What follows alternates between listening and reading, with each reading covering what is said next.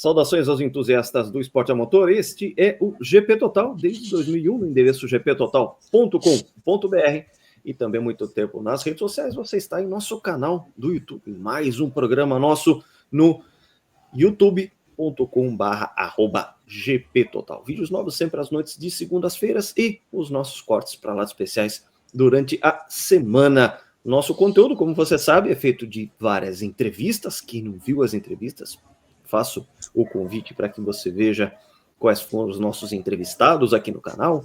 Digita lá youtube.com/GPTotal, clica no diretório de vídeos, tem as entrevistas lá. A gente faz também as nossas pautas históricas, principalmente as datas redondas, milestones, como a gente chama. Claro, sempre foi a grande vocação do GP Total puxar as histórias e também, claro, as análises dos GPs de Fórmula 1 nos fins de semana. Chegamos a Austin. Aqui a rodada 19 de 24 corridas da temporada 2025. O máximo de pontos para Max Verstappen, um desastre para a McLaren. Todos os detalhes, claro, a gente vai analisar. Eu, mais uma vez, na companhia dos meus queridos amigos João Carlos Viana, da capital do Ceará, cujo nome não vou proferir, e Márcio Madeira da Cunha, região serrana do Rio, Nova Friburgo. Meu nome é Lucas Giavone, sou da querida Sorocaba, interior de São Paulo, e você está em mais um programa do GP Total. Pauta de hoje, Grande Prêmio dos Estados Unidos, Austin, round 19 da temporada 2025. Passando a palavra aqui, João, que tal a Papaya Rules, ou já podemos chamar de Papaya Shane? Boa noite. Boa noite, Lucas. Boa noite, Márcio. Boa noite quem nos assiste. Bom dia, boa tarde para quem está nos vendo. O André Stella e o Zac Brown tem que parar dessa história de igualdade a todo custo para seus dois pilotos. Essa história até que era legal, bonitinho, quando a McLaren estava dominando, quando estava ali por volta da metade da temporada, quando inclusive teve várias dobradinhas da McLaren. É tanto que a McLaren foi campeã do Mundial de Construtores com 6 etapas de antecedência. Mas a Red Bull meio que tunada, e até interessante as declarações do Helmut Marko, do próprio Max Verstappen, eles já tinham meio que já entregado, não vai, já estão mais de 100 pontos, não tem como, já tinha entregado os pontos, até repetido aqui, ter entregado os pontos desse campeonato de 2025, e de repente, com a atualização do assoalho, da asa dianteira, o carro ganhou vida, e o Max Verstappen chega em cima dos frágeis pilotos da McLaren de forma avassaladora. E Austin lembrou até o 2023, quando o Max brincava de massacrar seus adversários. Foi um domínio absoluto todas as classificações, as 2 classificações para esse da corrida principal pole, venceu as 2 corridas praticamente de ponta a ponta. Então foi um final de semana perfeito do Max, e colocando ainda mais pressão na dupla da McLaren e na própria McLaren, que vai ter que chegar um momento, não tem muito para onde correr, vai ter que escolher um dos seus pilotos para enfrentar o bicho papão, Max Verstappen. O problema é, quem escolher? Um Lando Norris, com suas fragilidades, que perde a corrida para o Max Verstappen e vai para a entrevista e fica lá deitado, parecia uma coisa que eu não posso falar aqui agora. E o Oscar Piastri, que derrete como um sorvete em Quixadá. Você vai tomar um sorvete, você tem que tomar ligeiro, senão ele derrete, você fica com a mão toda melada lá do sorvete. Você tem que tomar rápido. E o Piastri está lá 2 horas, tentando tomar sorvete em Quixadá e tá derretido. Incrível, com um piloto que, no meio do ano, todo mundo falava que ele era o principal favorito ao título, né, porque ele via o Lando Norris ser Lando Norris, cometer presepada em cima de presepada, falhar os momentos clutch, e ele sempre um piloto que a gente já falou aqui, não foi brilhante praticamente nenhum momento de 2025, mas foi extremamente eficiente, especialmente eficaz. Ele sempre estava lá no pódio, vencia a corrida, como se falava que ele estava vencendo a corrida, e de repente ele começou a errar. Baku foi um exemplo típico, ele errou tudo, errou na classificação, errou na corrida, na primeira volta da corrida. Então vem Monza, aquela patacada da McLaren, que entre as papaias russas apareceram ali, e agora em Austin, em nenhum momento o Oscar Piastri se encontrou, muito mais lento que o Lando Norris em todos os momentos, e especialmente na sprint, ele vai falar um pouquinho da toda a polêmica que teve na primeira curva da sprint. Muita gente, a FIA até colocou, não tem sem de corrida, mas a gente pode sim apontar alguns deles aqui para ali. O Oscar Piastri teve dedos apontados a ele, e o Oscar Piastri está retendo. Então fica a pergunta: quem colocar como piloto principal, enfrentar o bicho-papão Max Verstappen? E outra coisa, a gente também tem que dar assim, muito mérito para a própria equipe Red Bull.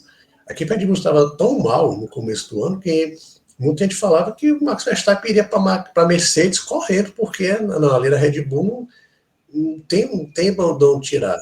Né? Sai Christian Horner, dirigente premiadíssimo, vários títulos, a gente não pode tirar o mérito dele, mas um cara meio pavão, gostava muito de aparecer, e então Laurent Marquez, dinheiro, o cara focou, apesar de eu tenho uma sensação que esse desenvolvimento da Red Bull nesse ano de 2025 passa também, que os carros, as equipes já estão pensando em 2026. Então a Red Bull, que vai construir seu primeiro motor na Fórmula 1, pode ter percebido que, olha, esse motor aqui não vai, então para diminuir um pouquinho a pressão do Max Verstappen em 26, vamos continuar o desenvolvimento, que o Laurent Marquez já falou que vai continuar o desenvolvimento de 2025, a McLaren já disse que não vai desenvolver mais nada, e vamos tentar dar o pentacampeonato para o Max para diminuir a pressão em 26, de repente ele segura para 27 e 28. Eu acho que também passa por isso, é um feeling que eu tenho. Mas a gente tem que dar os parabéns. A gente sempre falou que, parabéns à Red Bull, porque a gente sempre falou que o Max Verstappen levava o carro nas costas, que conseguia vitórias miraculosas muito na conta do piloto. Mas a Red Bull fez sua parte, está desenvolvendo o carro ainda, pode ser até carro disso, já pensando em 26 muito complicado, e transformou o carro que era terceira até quarta força, numa força de pau a pau com a McLaren. Méritos para a Red Bull, mas o campeonato 2025, que parecia uma disputa particular entre Lando Norris e Oscar Piastri. O Oscar Piastri em viagem alta, de repente o Oscar Piastri fica em viagem de baixo, o Lando Norris ali se mantendo, sendo o Lando Norris ainda, e o Max Verstappen chegando com tudo para atropelar os frágeis, os débeis pilotos papaya. Faz muito sentido essa questão da Red Bull. Interessante esse ponto de vista. Realmente eles conseguiram fazer um desenvolvimento que foi uma resposta muito enérgica ao que vinha até então acontecendo dos finais de semana sempre dominadores da McLaren. A gente vê uma mudança e uma virada de chave, principalmente a partir da Holanda. A partir da Holanda, Max Verstappen começa a emendar primeiro, segundo lugar e vários primeiros lugares, fazendo com que esse campeonato tenha mais uma reviravolta. Márcio, boa noite a você, meu amigão. Como é que você enxerga essa etapa aí de Austin? A gente fazer uma primeira leitura e depois a gente ir para os detalhes aqui. Boa noite, amigão. Boa noite, Lucas, João, amigos de casa. É uma dinâmica muito interessante sempre, né? Quando alguém abre a frente assim e perde ritmo, começa a ser alcançado. É sempre interessante. Em qualquer modalidade esportiva, quando isso acontece, é interessante. E a gente viu, eu não quero ficar... A gente já brinca com a questão da capital do Ceará, mas a gente viu no Campeonato Brasileiro 2023, por exemplo, isso, quando o time fica muito tempo, às vezes, sem estar brigando pelo título, muita pressão em cima, né? E aí teve aquele jogo Botafogo-Palmeiras, que o Botafogo meteu 3-0 no Palmeiras, depois o Palmeiras virou. O Botafogo continuava líder, mas o clima se perdeu ali dentro, né? E estou citando um exemplo, mas assim, isso a gente já viu muitas vezes. Está acontecendo na Moto 2 nesse momento, né? Com o Manuel Gonzalez estava com uma distância tranquila, e o Diogo Moreira chegou e agora você já olha para aquele campeonato, o Gonzalez ainda está em primeiro na tabela e você não consegue mais achar que em condições normais ele vai ser campeão. O viés mudou, né? E a distância era muito grande, né, no caso do Max Verstappen, tanto que vocês vão lembrar que houve um momento ali no miolo da temporada em que a Sauber estava fazendo mais pontos que a Red Bull, né, emendou uma sequência de corridas que a Sauber fez mais pontos que a Red Bull, o Max jogou muito ponto fora ali, numa de, enfim, perdeu a esperança, e o jogo realmente virou, e ele é muito mais piloto, ele está expondo, está ficando constrangedor, né, ele está expondo, porque o que o João falou é muito lógico sob o ponto de vista da administração, mas assim, eu ainda consigo, no meu ponto de vista, a McLaren não errou tanto. Eu acho que eu não consigo tirar o mérito, o desmérito dos pilotos nessa história, porque não teve ninguém para bater na mesa ali. Quer dizer, o Norris teoricamente seria o primeiro piloto do ano da equipe no ano. Ele entra na equipe nessa temporada, pelo menos com a expectativa geral de que fosse ser o primeiro piloto, né? Tem a questão da igualdade de tratamento, mas havia uma expectativa de que ele fosse liderar a equipe nesse momento. E ele prevaricou, vamos dizer assim. Né? Ele falhou, ele não se apresentou para isso. E o Piastri começou a ocupar esse espaço. E começou a acreditar em ser campeão. E ele, a gente falou isso, o Piastri não foi brilhante. Ele foi, operou ali no teto dele e, enfim, muito bem. Só que começa a fazer lembrar um pouco, vocês devem lembrar bem disso, vocês certamente lembram bem disso, Lewis Hamilton no final de 2007. O primeiro título mundial, ele pesa. O primeiro título pesa sobre os ombros. Ser campeão do mundo muda muito, muda mais do que ser 2 ou 3. Ser campeão do mundo muda muito a vida da pessoa. Apesar de ter piloto que fala que não é prioridade, né? Mas ser campeão do mundo pesa, muda muito. Depois você só vai mudar tanto quanto você ganhar o oitavo, quebrar, se tornar o maior vencedor de todos os tempos, tudo bem. Mas ser campeão do mundo faz muita diferença. E vocês lembram do GP da China 2007, o caso do Lewis Hamilton lá na entrada do box, e depois no próprio Interlagos também, como é que foi? Quer dizer, ele estava com. Quando acabou o GP do Japão, todo mundo falou: Hamilton vai ser campeão no primeiro ano, vai fazer o que Mark Marques faria depois de 2013. E não foi o que aconteceu. O Hamilton ele dissolveu totalmente no final de 2007. E ali a gente tinha aquela dinâmica de 2 pilotos de McLaren e um piloto Ferrari. Seriam os 2 pilotos da Ferrari, mas o Massa sempre foi visto ali um pouco, com razão, um pouco abaixo. O Raikkonen acabou levando a briga até o fim. E o Alonso, você via que ele estava disposto a queimar as pontes. O Alonso estava disposto a, eu não ganho, mas o meu companheiro também não ganha, e entrego para outra equipe. Ele era muito diferente do que são os papai hoje em dia. Estava disposto realmente a queimar a ponte. E isso não dá para esperar esse tipo de coisa ali, nem de Norris, nem de Piastri. Mas é uma dinâmica um tanto parecida. E eu estou com a impressão de que o Piastri está sentindo. Eu posso estar enganado, mas aquele homem de gelo, aquela coisa de não. Eu estou com a impressão de que ele está começando a pesar, porque uma coisa é você estar tranquilo, você está competindo contra. Uma coisa é competir contra Norris, outra coisa é competir contra o Max. Você começa a ver o Max no retrovisor, ele estava muito seguro enquanto ele tinha que lidar com o Norris. Agora está sentindo. Eu posso estar enganado, mas eu não vejo o Piastri hoje que eu via 10 corridas atrás.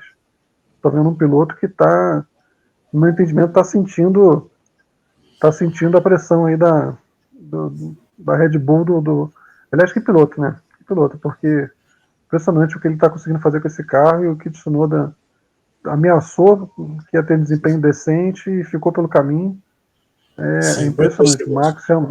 O Max realmente é um dos grandes da história. Primeira prateleira ali, um cara, que piloto. E seria bom para muita gente, o Arlindo falou isso, muita gente estava cansado de ver o domínio do Max e torcendo para um novo campeão. E é verdade, só que o que acontece é que a gente olha para a campanha da McLaren e não vê ninguém digno de botar um título no peito ali. Então, acaba torcendo para o Max, porque primeiro que todo mundo torce para virada, torce para emoção, para coisa assim no último momento. Mas é quem merece ser campeão. Quer dizer, como eu falei, o Russell, no meu entendimento, está fazendo uma temporada até melhor que a do Max, não de brilhantismo, claro, o brilhantismo o Max sempre é superior. Mas o Max jogou pelo menos 33 pontos fora. Ele poderia estar nessa altura já realmente à frente do Norris e colado no Piastri. A temporada do Russell não teve esse apagão que a do Max teve em determinado momento na temporada. Mas ele é muito mais piloto que os pilotos da McLaren. E com certeza muito mais digno de ser pentacampeão do que Norris ou Piastri de serem campeões. Ele merece mais ser penta do que eles merecem ser campeão. Eu levantei o dedo justamente porque eu concordo contigo, Márcio. O Piastri sentiu muito o baque. Ele tá e uma coisa é estar disputando com o Max, outra com o Lando. Agora, uma coisa que eu também vi à mente, que com esse campeonato de Fórmula 1 tão longo, né? São 24 corridas, foi a 10ª, se não me engano, foi a 19ª etapa. É 19. Muita corrida. Foi a 19ª etapa. 20 anos atrás, a gente já estava, o campeonato já estava se estendendo. 20 anos atrás já tinha 18, 19 corridas, então 24. Então, é tanta corrida que dá tempo dessas reviravoltas. Do 24 foi meio assim também. 24 começou com o Max Verstappen dando pinto, que é repetido no 2023. De repente a McLaren começou a vencer a corrida, ser mais forte. A Ferrari ganhava a corrida, mas isso é a mesma coisa. Há 4, 5 anos atrás, ninguém poderia imaginar uma Red Bull dominando, lógico, da Red Bull do Max, como o Márcio bem falou. O Tsunoda continua levou 52 segundos, mas está marcando pontos, mas em nenhum momento ele chega próximo do pódio. Tanto que se fala que muito provavelmente nem na Fórmula 1 vai ficar como reserva da Aston Martin, como ainda piloto Honda. Mas o Piastri deu uma sentida muito grande. Aquela batida em Baku e aquela pataquada em Monza mexeu com a cabecinha do Piastri, ele ficou meio desequilibrado ali. O Piastri já tinha feito uma bobagem lá na Grã-Bretanha, naquele episódio do Safety Car. Então ele está colecionando aí uma série de erros. Eu vou trazer algumas informações aqui, mas é importante fazer essa equacionar da coisa, em que a gente vê um Lando Norris que está numa crise emocional e um Piastri que está numa crise técnica, porque afinal de contas ele não está mais apresentando a velocidade que estava apresentando antes. E a gente percebe que ele capitalizou muito em cima do vai-vem do Lando Norris em termos de emocional, né? Sem precisar fazer mind games, isso a gente sempre deixou bastante claro. Mas o fim de semana tem o Max que fez os 33 pontos possíveis, o Lando fez 18, o Piastri 10. Tá? A gente percebe que o derretimento do Piastri é uma questão mais de desempenho. É diferente do Norris. E eu vou colocar aqui, vou compartilhar a tela, porque eu tenho uma informação aqui que é relevante e que... Deixa eu colocar aqui. Que mais uma vez eu vou colocar no ar o perfil do Fórmula 1 Data Analysis, e você tem esse monte de gráficos, né, a respeito do ritmo de prova de cada piloto. E quando a gente dá um zoom aqui e a gente vai ver a comparação entre o ritmo de prova de Max Verstappen e de Lando Norris, a gente percebe que o Norris tinha mais carro que o Max. Uhum. Piastri não tinha melhor ritmo que o Max. Mas o Lando Norris, sim. Quando você olha o gráfico aí, se você perceber o tamanho da barra do Max Verstappen, ela é menor. Mas quando a gente pega a barra e a gente coloca... a gente mede a barra por baixo, a gente vê que a barra do Lando Norris ela é mais baixa. Isso quer dizer que ele era mais rápido. Ele tinha carro para ser mais rápido. Mas ele passou 50 voltas atrás de uma Ferrari, né, que até o Arlindo Silva chamou de Fiat Panda vermelho, sabe? E por mais que o Lando Norris tenha feito uma ótima manobra de ultrapassagem em cima do Charles Leclerc e tenha realmente ganho a posição dele, primeiro, a McLaren está fazendo aqueles stints longos, pensando que ela tem o melhor management de pneu, é o carro que melhor tem pneu, etc e tal, e acaba tomando undercut, tá? E segundo, cara, tá provado pelo próprio gráfico de pace que quando o Lando Norris se livra, quando ele tá de cara pro vento, o carro era mais rápido. Então, sim, ele perdeu essa corrida. Ele perdeu porque não fez a pole position, ele perdeu porque não teve um bom posicionamento de largada, ele perdeu porque freou tarde na primeira curva lá da sprint e foi acertado pelo Piastri. Ok, o Piastri tem o maior percentual de culpa no acidente na carambola da primeira curva no sprint. Mas ele fez um movimento que foi instintivo de se livrar do Lando Norris, um Lando Norris que freou tarde. A cadeia de eventos do acidente da sprint foi provocado pela frenagem tarde de um Lando Norris que, mais uma vez, faz besteira na largada, e não que ele não tenha feito também durante a corrida, porque, afinal de contas, ele também perdeu posição na largada durante a Future Race, o GP em si. Então a gente tem aí uma situação em que, sim, a McLaren tinha o melhor carro no fim de semana, o Norris, ele não perdeu a velocidade, mas ele continua sendo um fio desencapado. Um cara que falha nos momentos, tal coisa, ele não é clutch, ele não vai para marcar a pole position, ele não vai para segurar a posição, ele não vai para cima, é o inofensivo, ele não tem poder de agressividade contra alguém que está à sua frente, ele não tem essa combatividade, a ponto de você olhar ele e ver quanto tempo ele demorou para passar o Leclerc, que ainda teve que tomar uma dica pelo rádio e falar assim, cara, esfria o seu pneu antes, dá um tempo, esfria o pneu, avança e ataca. Senão ele ia passar a corrida inteira atrás do Leclerc, porque nem visão de corrida ele tem, sabe? Então é uma situação que sim, é um piloto rapidíssimo, mas acaba aí. Agora, você tem um Piastri que não errava, começou a errar e não é rápido o suficiente. Então você tem uma crise em que, eu até vou usar a palavra do Paulo Abreu, nosso amigo também entusiasta de automobilismo, blog Volta Rápido, ele falou assim, a McLaren ela criou um labirinto, construiu um labirinto e agora não consegue sair dele. Em que ela não sabe quem priorizar de piloto. Um piloto que está à frente do campeonato, mas agora não anda, ou um piloto que tem mais potencial de andar, mas é um fio desencapado. É uma flor de maracujá, é um cara que não tem agressividade, é um inofensivo, sabe? Então, você cria uma situação que a McLaren está, foi a provocação que eu comecei o programa de hoje, ela, ao invés de Papaya Rules, está no Papaya Shame, em que ela tem dois pilotos que não chegam nem perto do que é a velocidade, a combatividade, a força e o preparo mental do Max Verstappen nesse exato momento, em que ele farejou sangue na água e ele está vendo ali duas presas fáceis. Com o seguinte detalhe ainda, isso aí a gente até pode discutir um pouco mais para frente, mas eu vou colocar aqui já na pauta. Os próximos 3 GPs são México, Hermanos Rodrigues, Interlagos e Las Vegas. Os 3 têm grande percentual de velocidade máxima em reta, que é justamente o grande calcanhar de Aquiles da McLaren este ano.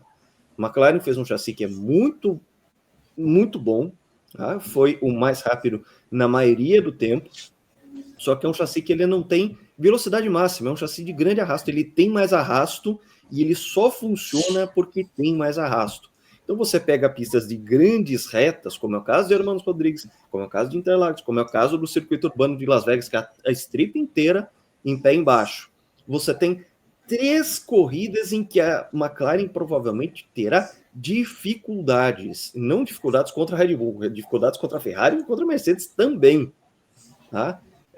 Diante de uma crise geral de seus pilotos. Então, dependendo de como eu olho, isso aí também foi uma coisa que foi discutida durante a semana, né, durante o fim de semana de Austin, a gente tem 2 situações. Ou a McLaren ainda tem o melhor carro e ela passa vergonha porque o Verstappen ganha sem ela ter o melhor carro, né? Ou então a Red Bull finalmente tem um carro melhor e não parece ser o caso, e se for isso, a vergonha da McLaren não ter capitalizado o suficiente durante esse período enorme em que ela teve o melhor carro. E os períodos de exceção de melhor carro durante a temporada para a McLaren foram muito pequenos. Uma das exceções que é sempre mais lembrada é o Grande Prêmio do Canadá, em que a Mercedes tirou um desempenho da cartola ali, o George Russell foi brilhante, tá? Ele tem sido muito mais consistente que a maioria dos pilotos do grid, tá? Passível aí de elogios, não como o Peter Windsor, ele andou bebendo muito gin para dizer o que ele falou, né? Quem não viu Senna pode ver o George Russell, acho que ele estava sob efeito de algum líquido vindo lá das terras. Alucinógeno, só pode. Enfim, eles são muito bons em fazer bebidas e ele está muito mal de fazer comentários. Mas, bom, não é o ponto aqui. O ponto a McLaren tem todo esse problema para resolver e um cenário em que eu não vejo um momento em que eles possam reverter. Veja, quando eu olhei esse calendário, vai ter México, Brasil, né, São Paulo e Vegas. Eu já tinha visto um problemão pela frente e tinha visto, assim, Austin, eu acho que eles podem se defender. E a gente está falando de um final de semana, de um fim de semana em que o Verstappen faz 33 pontos e os pilotos da McLaren ainda colidem no meio da sprint. Vai lá, João. Eu ia falar, só dar um pequeno detalhe, tá, Lucas? Pelo que se fala, México vai ser de parte de chuva. E a gente sabe qual a capacidade do Max Verstappen em pista molhada. Né? Lógico, tem que igual sou para Ceará, né? Tem que chover, mas chover de mansinho, né? Para chover demais, senão não tem corrida. Mas fala-se bastante que, muito provavelmente, Grande Prêmio do México seja de parte de chuva. E Interlagos também chove. Então tá tudo a favor do Max Verstappen. Falou-se de Ayrton Senna aí, né? Na verdade, assim, o que me lembra muito Ayrton Senna é esse gráfico que o Lucas botou há pouco, porque a menor diferença entre as melhores e as piores voltas é crucial. Ela define, em grande parte, o racecraft do piloto. A gente valoriza muito as melhores voltas, e eu até já escrevi sobre isso, e fala-se muito pouco das piores voltas. E o Ayrton Senna, por exemplo, quando você vê que teve 41 vitórias e 19 melhores voltas, como é que se explica isso? É porque as piores voltas dele eram muito boas. Você olha os tempos de volta em algumas corridas, como a Alemanha 88, debaixo de chuva e tudo mais, os tempos de volta dele variaram 1 segundo e 7, da segunda volta até o momento em que ele tirou o pé. Isso com tráfego, com cortina d'água, com tudo. Então, assim, não tinha volta ruim. Bélgica 85, que ele estava com o motor com misfire, né, rateando, e ainda assim, fez só, se não me engano, a oitava melhor volta do dia e ganhou com 30 segundos de vantagem, tendo feito a oitava melhor volta do dia, porque não tinha volta ruim. Né, ele martelava um ritmo bom, e você ia martelando até o fim. Tinha pilotos com ritmo melhor, mas que estavam mal posicionados, se atrasaram, cometeram erros, ou estavam atrás de um conjunto mais lento. 93, Senna e Schumacher, vamos falar de dois gigantes. Schumacher, é claro, muito mais verde naquela altura. Você via que o Schumacher, quando estava com pista livre, ele geralmente andava 1 ou 2 décimos mais rápido que o Senna. Tinha um ritmo ligeiramente melhor. Só que estava sempre atrás de alguém. Não classificava tão bem e estava sempre preso atrás de alguém mais lento o tempo todo, ou se atrasava e tinha que fazer uma troca e vinha andando muito rápido. O Ayrton estava sempre lá na frente com o ritmo, escolhendo o próprio ritmo, não tinha ninguém travando ele. Né? E o que está acontecendo aí é justamente isso. Quer dizer, quando abriu pista, o Norris tinha ritmo. Só que as piores voltas do Norris são piores que as do Max. Por quê? Porque ele estava o tempo todo preso atrás da Ferrari. E olha só, o Piastri já começou a perder ponto para Mercedes e para Ferrari. O Piastri, nesse fim de semana, perdeu ponto. Porque ano passado, o que aconteceu? Por que o Norris não conseguiu alcançar o Max? Porque tinha o Leclerc ele tirando muito ponto dele também. Ele começou a perder ponto para a Ferrari em vários momentos e não conseguiu alcançar o Max na parte final da temporada. E já está acontecendo com o Piastri agora. Ainda não aconteceu com o Norris, esteve perto de acontecer agora nos Estados Unidos. Quase que ele perde ponto para o Leclerc de novo. Então, a Ferrari evoluindo, a Mercedes evoluindo, é tudo que o Max quer, porque o Max não vai perder ponto para eles. Se o Max tiver equipamento para brigar pela vitória, ele não vai perder ponto para ele, ele vai vencer a corrida. O Max ele é muito completo. Ele é muito completo, porque ele não é tão rápido quanto o Ayrton Senna foi, mas ele, no momento agora decisivo, ele está botando a faca entre os dentes e está classificando muito bem. Em condições normais, eu não diria para você que ele é mais rápido que o Lando Norris, só que o Lando está pipocando. Né? A diferença é essa. O Lando é muito rápido. Se botar no simulador, talvez o Lando seja mais rápido que ele, em algumas situações. Não tem risco. Só que na hora H, valendo, o Max não vai errar. Ele é capaz de tirar um coelho da cartola e não vai errar. Enquanto nós, a gente sabe o que acontece. Então, eu vejo ele com chance. Primeiro que ele só depende dele agora. Se ele vencer todas as provas, ele vai ser campeão. Ele já se colocou nessa situação de só depender dele. E assim, pode ter um fim de prova, um fim de temporada muito interessante. Porque se ele continuar desconto, para pensar, os pilotos da McLaren, mesmo que façam segundo e terceiro, vai ser sempre um que vai estar em segundo, ou eles vão revezar entre eles. Vai ter sempre alguém chegando em terceiro ali. Vai ter sempre alguém perdendo 10 pontos. Então, o Max chega muito forte, não chega mais forte porque ele mesmo deixou, nesse momento, nessa temporada, a exceção do George Russell, todo mundo teve momentos de apagão. Todo mundo deixou. A McLaren desrespeitou o campeonato, achou que estava ganho, ficou tranquila. comemorou antes da hora, né? E o Max entregou os pontos de certa forma, perdeu a cabeça. Deve se arrepender muito do que fez ele na Espanha, por exemplo, num momento como esse agora. E o Russell foi o único que manteve realmente operando ali no limite do que podia, não é brilhante, muito longe de ser um Senna, como foi dito, mas tá fazendo uma temporada, no meu entendimento, digna de um campeão mundial. Agora, a gente corre o risco realmente de ver o Max partir para cima. Essas 3 corridas, eu concordo com o Lucas, são muito decisivas. Você enfileira mais uma vitória.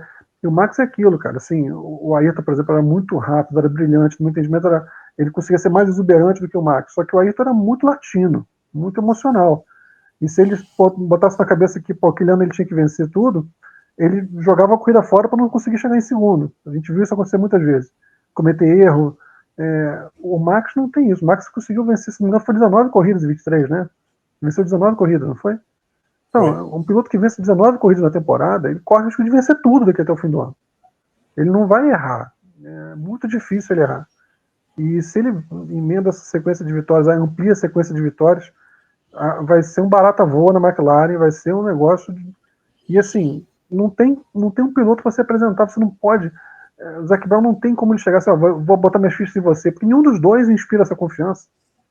Nenhum dos dois se apresenta para isso. Então, nenhum dos dois tem estatura para isso. Para olhar no olho, pode confiar em mim, que eu vou resolver. Não tem um Romário ali, entendeu? Um cara que chega assim, não, antes da Copa de 94, cara, o Romário chega pro Brasil inteiro e fala, se o Brasil não for campeão, pode botar a culpa em mim. Antes da Copa começar, o cara fala isso.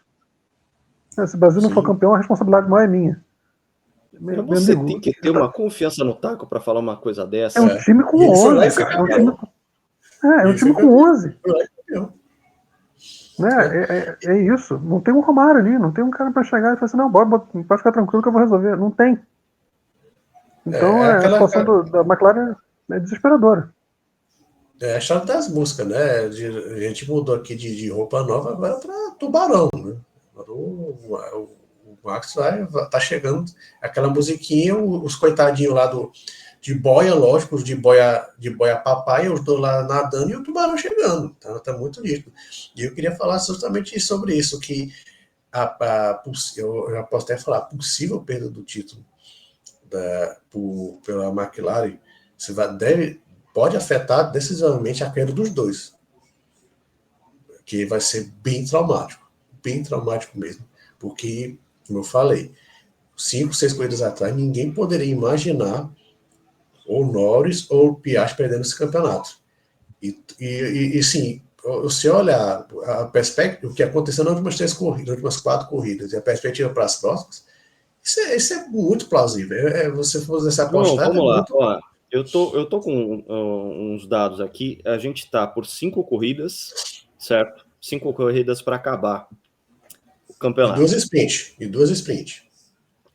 Vou só considerar aqui, né, até porque foi nesse cálculo que eu estou fazendo aqui também vai ter uma sprint, mas assim, a parte da sprint, desde o GP da Holanda, que é 5 corridas atrás, estão faltando 5, estou contando 5 atrás. Desde a Holanda, o Max fez 119 pontos, o Piastri fez 62 e o Lando fez 57. Se a gente jogar uma projeção disso para o campeonato, fica muito interessante, tá? Principalmente levando em consideração, como eu disse, as 3 próximas provas não são nada favoráveis à McLaren. Não sei, Qatar e Abu Dhabi, eu teria aí alguns pontos e não sei nem se, inclusive, a Red Bull pode trazer mais atualizações, aquela questão de tokens que faz parte do regulamento. Mas nas 3 próximas, o ritmo do Max pode ser o mesmo que ele tem mostrado aqui. Tá? E sim, no final das contas, a McLaren teria que priorizar um dos pilotos, porque tem essa situação em que um acaba roubando ponto do outro. Mas não tem que priorizar. Não tem que priorizar. E assim, se for o Lando, o Piastri vai dizer que... não faz sentido porque ele está na frente no campeonato. Se o priorizado for o Piastri, o Norris vai dizer que ele tem sido mais rápido. E realmente tem sido mais rápido que o Piastri. tem cometido, vá lá, menos erros que o Piastri também. Ele até poderia argumentar desse jeito. Ou seja, é realmente um labirinto. Eles conseguiram fazer um negócio que eles se jogaram numa sinuca de bico e não tem o que fazer a não ser recuperar a confiança dos pilotos e colocar eles à frente do Max. Quero saber como. Tá? Isso aí é treta para Zac Brown e equipe. Tá? Eles recebem muito mais que nós três aqui no canal. Tá? Eles recebem, o salário deles é um pouquinho maior que o nosso. Então, eles também, dentro do salário que eles recebem, eles são pagos para resolver problema. Quero ver eles resolverem esse problema. Porque realmente são dois pombos concorrendo contra uma águia. Tá? Isso aí vem da língua inglesa, o hawkish e o dovish, sabe? O Lando Norris, por exemplo, é dovish demais para ser piloto de competição, e o Max Verstappen é uma ave de rapina que já mostrou, a própria atitude dele e as próprias declarações que ele tem dado mostram que ele realmente está disposto a fazer a McLaren passar mais vergonha. E só repetindo o que o Lucas falou sobre essa disputa entre Leclerc, que fez uma baita corrida, não se diga, e o Lando Norris. Eu acho que teve momentos que o Leclerc ele ficava rindo das tentativas de ultrapassar do Lando, porque ele sempre fazia a mesma coisa. É aquela história, como ele queria fazer a mesma coisa com resultado diferente. Não vai acontecer. Ele só ultrapassou o Leclerc quando o pneu pediu amém. O pneu morreu, aí ele conseguiu ultrapassar, porque senão ele fazia as mesmas manobras nos mesmos lugares. O Leclerc estava rindo. E foi ano passado, assim, lembra? Ano passado ele ficou assim atrás do Max Verstappen. De novo no Texas, ano passado ele ficou atrás do Verstappen, tentando sempre do mesmo jeito. Eu comentei na época, parecia que ele estava só jogando para a torcida, só dizendo, eu tô tentando. Sabe, fazer. E eu acho que é fazer de novo isso. Se a equipe não vai ao rádio e fala, esfria o pneu e tenta um ataque sério, ele ia ficar naquele jogo de cena para dizer, eu tentei. Porque não é. Ele não impõe respeito nenhum, cara. Impressionante. A gente volta ao início, quando a gente falou do Mansell lá com o Cavagão dos Valkyries, né? E o nosso Copa Nova, porque realmente ele não impõe respeito, ninguém respeita, ninguém leva a sério. É o que você falou, consigo imaginar o Leclerc rindo no capacete, porque é um garoto, e ele é rápido, é um troço, é um caso curioso, na história dos grandes pilotos da Fórmula 1, porque ele tem talento, ele tem rapidez, mas falta todo o resto, e é impressionante, ele não tem aura, cara, ele não tem presença. Sabe aquela coisa que o Mick Schumacher fala, que o pai dele, quando entrava no ambiente, todo mundo parava para olhar assim, o Schumacher chegou. Né? Todo mundo sentia a presença do cara, falam isso dos grandes pilotos, né? Na presença que ele tem. O próprio Max, assim, com toda a falta de carisma dele, você olha para ele e você não vê o Max sorrindo à toa, ele não gasta o sorriso dele à toa. Ele tá focado naquilo ali, é um predador, né, cara? É um predador. E o Lando, cara, o Lando realmente. Como se fosse no Ceará. No Ceará, o Lando entra, quer dizer, tá tipo pelo menos isso, né? No Ceará, vai a Cearense, vai apestado. É mais ou menos pro Lando Norris. E sim, mas falando sério, é triste. Um cara talentoso. É talentoso. Tá na equipe certo no momento certo. O cara, falta, como você falou, mas falta tudo. É incrível como esse campeonato se desenha por uma virada. E vou ser bem sincero, né? A gente fala, a gente torce pela emoção, mas do jeito que tá a McLaren nesse seu alto labirinto e o Max Verstappen vem, vai ser uma virada totalmente sem graça. O Max Verstappen vai atropelar esses dois. Se não acontecer nada demais. Enquanto apelar. Porque assim, se você olhar o cenário que já dá vitória pro Max no título, se ele vencer todas, perdão, e o Piastri for segundo em todas. Mas o Piastri não vai ser segundo em todas. Não vai nem terceiro. O Lando vai tirar ponto dele, não tenho dúvida disso. Então, o Max não precisa vencer tudo.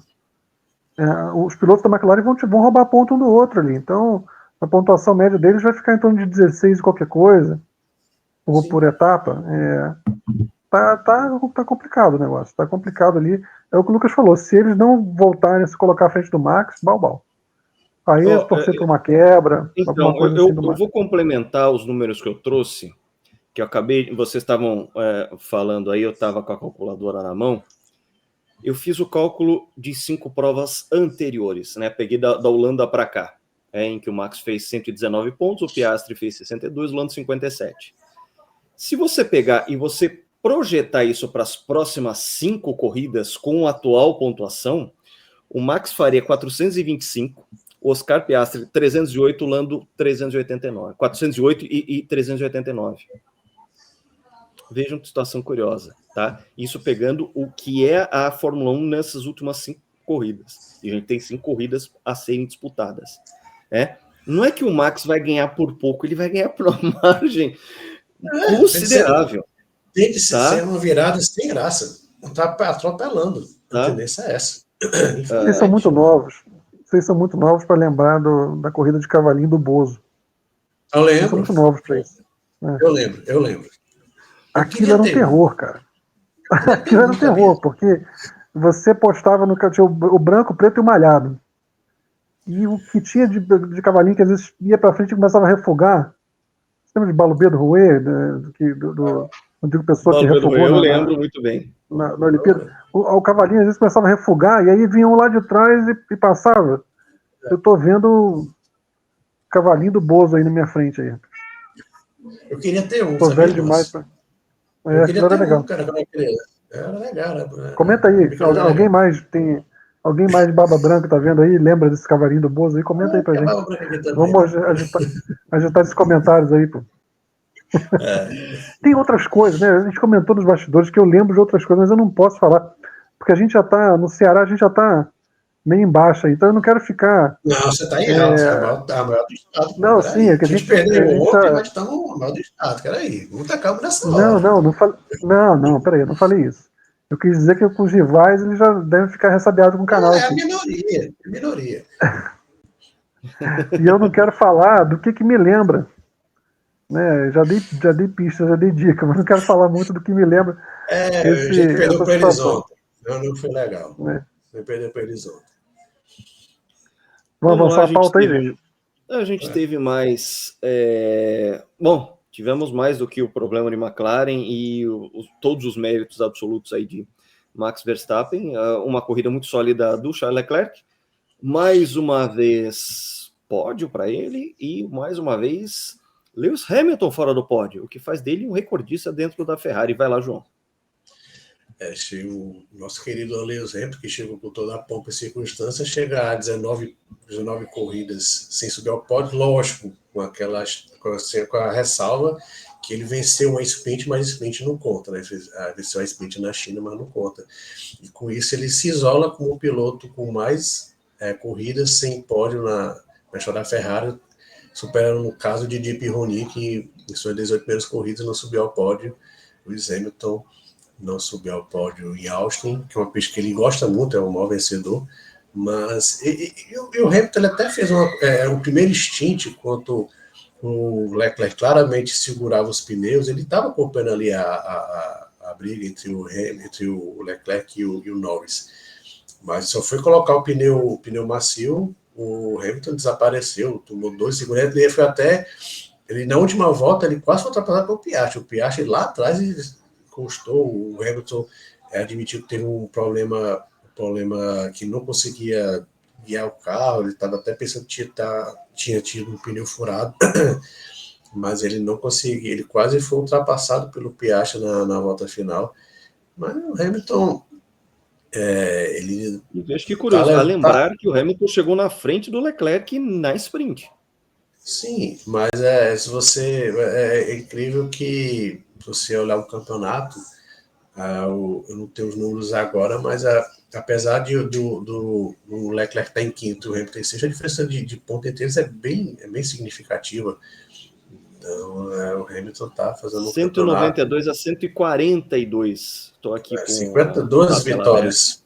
São 2 vitórias. Então, o Hamilton está fazendo história. Eu acho que não é do jeito que ele queria. 6-0 no número de pódios do Leclerc. Não é do jeito que ele queria, mas ele está fazendo história na Ferrari. Aonde isso nos leva? Vamos tocar na ferida? Vamos. Não, porque a gente está falando de um piloto que. A gente está falando de um piloto que a imprensa inglesa gosta de dizer que é o maior da história. Né? Às vezes coloca o Jim Clark em primeiro, mas. E vamos lá. Tá devendo. Tá, assim, a gente teve duas grandes apostas em 2025. A Ducati apostando em Marc Marques e a Ferrari apostando em Lewis Hamilton. A aposta da. Pois é, a aposta da Ducati pagou. Dois grandes campeões, indo para as escuderias vermelhas italianas, com toda uma bagagem, com toda uma aura, mas vamos lá. Foi, assim, claro que o Hamilton tem mais idade do que o Marques, mas o Marques estava muito mais quebrado do que o Hamilton, né, em termos físicos, assim, vamos dizer assim, o Marques é mais novo, mas rodou muito sem óleo. Psicológicos, né? Também. Pois é. Então, assim, o Marques sai de 2025 maior do que entrou. O Hamilton sai menor. O Hamilton, a gente começa a olhar para esse período, esses últimos anos aí, desse regulamento novo na Mercedes, que você olha, você não vê vantagem dele em relação ao George Russell. Aí você começa a lembrar dos anos McLaren, ele com o Button, que também o Button superou ele em temporada inteira. Lembrar que Rosberg superou ele em temporada inteira. O Hamilton começa a gerar um certo incômodo em relação aos números dele. De você não ver, lembrar que 4 títulos igual com Bottas ao lado, né, tendo isoladamente o melhor carro do grid. Não estou aqui dizendo para você que ele não é um grande piloto, que não foi muito rápido nos seus melhores dias, mas eu começo a não ver sustentação e, assim, eu já falava isso muito antes do Max ganhar o primeiro título mundial dele. Eu já comentava com alguns de vocês aqui, embaixadores, eu não vejo o Hamilton melhor do que o Max. Isso antes do Max ser campeão mundial. Com a disparidade imensa de números. Eu falava, eu não vejo o Hamilton mais piloto do que o Max. Não vejo ele andando mais do que o Max está andando, tirando mais desempenho do que o Max está tirando. Claro, a gente está falando do Hamilton que não está mais no prime dele, mas eu não consigo sustentar Hamilton como o maior de todos os tempos, melhor de todos os tempos. Senhor dos números, tem tudo a respeito pela história dele, mas não consigo. E acho realmente que está sendo. E outra coisa, acho que a gente tem que dar o devido respeito ao Leclerc. Leclerc, claro que tem os pontos baixos dele, tem as oscilações, mas o Leclerc tem muito potencial e ele faz algumas atuações muito fortes. Porque lembrar que ele se sustentou muito bem e superou o Vettel. Claro que o Vettel da era híbrida não era o Vettel até 2013, que no entendimento foi um piloto magnífico até 2013, um piloto realmente topo, mas depois, quando entrou o freio motor já de carregar bateria, mudou a habilidade que o Vettel tinha de usar os pedais para mudar o equilíbrio do carro, jogar peso para frente, jogar peso para trás. Ele era muito bom nisso. Ele perdeu muito desse edge, né, desse limite dele com a mudança a partir de 2014. Isso reduziu a janela de desempenho dele. O Hamilton não teve esse problema. Então o Vettel acho que encolheu um pouco historicamente, mas o Leclerc se peitou com o Vettel e se saiu melhor, e está se saindo melhor, muito melhor do que o Hamilton. Então o Leclerc, eu acho que ele é um piloto que merece em algum momento da carreira ter carro para brigar pelo título, inclusive porque a gente viu em 22, por exemplo, ele muito rápido, e ele é um cara que, se tem alguém que olha para o Verstappen, até pela rivalidade dos tempos de kart, não é só ele, tem outros, mas o Russell que também não tem grande respeito pelo Verstappen, mas o Leclerc não treme com o Verstappen. Eles têm uma história muito antiga de kart, de brigas, e eu sinto que o Max, inclusive, respeita ele. Respeita, não quer dizer que tenha medo também, mas ele não olha para o Leclerc como ele olha para o Lando. Então, gostaria de ver o Leclerc em condições de brigar por um título mundial seriamente, porque eu acho que ele está provando ter braço para isso. Não sei se tem cabeça para isso, mas braço para isso, rapidez para isso, eu vejo no Leclerc. Eu acho que ele é melhor do que a gente fala, e acho que o Hamilton, os números a gente não pode ignorar o que está acontecendo. O Hamilton talvez não seja tão grande quanto os números dizem, e o Leclerc tão pequeno quanto os números dizem. Acho que a coisa está um pouco, tem muito de contexto nessa história aí. Sei que estou tocando em ferida, tem respeito pela história do Hamilton, pelo Prime do Hamilton, o que ele fez em 2007 até desmoronar no fim, os primeiros anos, tenho muito respeito por tudo isso. Não estou esquecendo as coisas que o Hamilton já fez, mas o Marcel fez um comparativo muito interessante quando o Hamilton chegou a 250 grandes prêmios com o Schumacher com 250 grandes prêmios. É um vídeo interessante de ver no canal História Esporte lá, do nosso irmão Marcel Pilate, que mostra... Eu já participei. Pois é. Você acaba sendo meio que forçado a concluir que o Schumacher foi... Mais que eu acho que o Hamilton foi mais rápido que o Schumacher, tá? Eu acho que o Hamilton foi mais rápido que o Schumacher. Mas o Schumacher foi mais... Né? Mas o Schumacher foi mais clutch, como vocês dizem, né? Ele é mais completo. Agora, Marcelo, você me permite só dar uma pitadinha aqui, a gente está falando aqui do Hamilton. Eu acho que o grande turning point dessa fase do Hamilton, do Prime do Hamilton, né, quando ele também só tinha um Bottas para bater, mas acho que o grande turning point foi aquele final de 2021. A gente sempre falou muito do mental do Hamilton, que ele não é tão forte como vou lhe falar. Vou falar do Verstappen. Se for comparar o mental do Hamilton do Verstappen, você vê o Max assim, com clara vantagem. Mas aquela decisão de 2021 mexeu muito com a cabeça do Hamilton. Eu acho que mais do que a mudança de regulamento. Aquilo ali, ele nunca se recuperou. E eu você acho para que pensar, João, você para pensar, pensa no Prost, por exemplo, depois de Japão 90. Quantas grandes corridas o Prost fez depois de Japão 90? Você conta nos dedos de uma mão, cara. Para pensar. Quantas grandes corridas ele fez depois de Japão 90? França 91, Espanha 93. San Marino 93 eu coloco na conta também. San Marino, principalmente, né? 93. Talvez França 91, San Marino 93. Eu acho que não tem muito mais do que isso. Então, assim, afetou ele também. Né? Acho que eu tenho razão. Acho que afetou, sim. Ele enfrentou o Max em 21. Foi piloto para isso. Mas eu concordo contigo. Só que é difícil a gente cravar isso, João, porque teve uma mudança de regulamento muito forte de 21 para 22. Então a gente tem uma equação. A gente tem uma equação com duas variáveis, a gente não consegue dizer qual delas está pesando mais. Né? Assim, na minha visão, analisando, eu acho que essa parte do psicológico dele, justamente pelo histórico do mental dele, ser um cara que baixa os braços muito facilmente, um cara que não sabe enfrentar uma adversidade com a mesma resiliência como outros grandes campeões, eu gosto de falar. Até porque em 2023 ele foi melhor que o Russell. Sim, ele poderia ter sido vice-campeão ali. Ele tem uma corrida no Qatar, que ele abandonou no início, que se ele não tiver abandonado, ele teria que ficar na frente do Sérgio Pérez. Então, eu vejo mais assim o psicológico frágil do Hamilton, que eu gosto de falar. O Hamilton, ninguém vai comparar o Hamilton aqui com o Eliseu Salazar, com o Gregor Foyt, que vai educar com o Michael Schumacher, Ayrton Senna, o próprio Max Verstappen, entre outros. E o Hamilton está muito abaixo disso. Então, olhando esse histórico dele, essa mentalidade dele, eu acho que tem assim, o fator regulamento. A Mercedes foi aquele zero pod que demorou 1 ano e meio para perceber que não funcionava. Mas aquela derrota do jeito que foi, ninguém vai entrar aí nos detalhes, porque não vai ser um outro programa. Ele está falando aqui de Austin, mas todo aquele contexto como foi, aquilo ali mexeu muito. Acho que ali foi muito mais decisivo do que a própria mudança de regulamento. Aliás, para quem quiser relembrar, Estados Unidos 2021, para mim, uma das maiores corridas que eu já vi na minha vida.